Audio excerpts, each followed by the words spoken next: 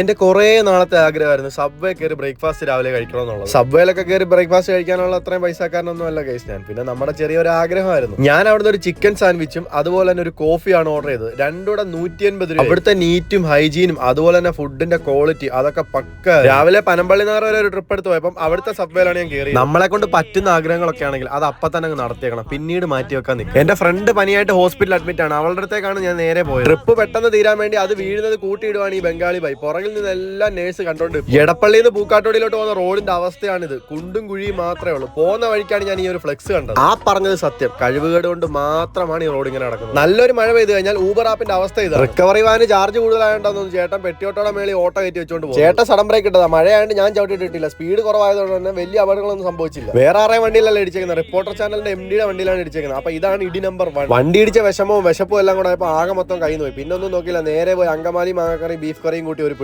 അങ്ങനെ വൈകിട്ട് വരെയുള്ള ഓട്ടോ ഒക്കെ കഴിഞ്ഞ് രാത്രി ഒരു എയർപോർട്ട് ട്രിപ്പും കഴിഞ്ഞ് വന്നപ്പോഴാണ് ആക്സിഡന്റ് നമ്പർ 2. 2 ബായിമാര് വെള്ളം അടിച്ച് ഫിറ്റ് ആയിട്ട് V4 കൊണ്ടുവന്ന് പറന്നു വന്നെങ്കിൽ ഞാൻ പറഞ്ഞില്ലേ അപ്പോഴേ എന്റെ സമയം വളരെ നല്ലതാണ്. ഓടിച്ചവന് വലിയ കുഴപ്പമില്ലായിരുന്നു. പുറകെ ഇരുന്നവന് ഇച്ചിരി കുഴപ്പമുണ്ടായിരുന്നു. അവനെ നേരെ ഹോസ്പിറ്റലിൽ കൊണ്ടുപോയി. വണ്ടിക്ക് ഒരു 10,000 എന്നോട് പണിയോ. ഇതെല്ലാം കൂടെ ആയപ്പോൾ തീരെ വിഷമം സഹിക്കാൻ വയ്യാതെ നമ്മുടെ പാലാരിവട്ടത്തുള്ള തമാക്കി ബൈ ബീറ്റ് ബോക്സിൽ കയറി ഒരു മസാല ഷവായി അങ്ങ് മേടിച്ചത്. സൂപ്പർ ടേസ്റ്റ് ആയിരുന്നു, ഒന്നും പറയാനില്ല. One of the best masala ഷവായി. അങ്ങനെ അവന്മാരെയും കൂട്ടി ഓരോ അനാർ ജ്യൂസും കുടിച്ച് ഇടിച്ച വണ്ടി റിക്കവർ ചെയ്ത് നേരെ റൂമിലേക്ക് പോയി.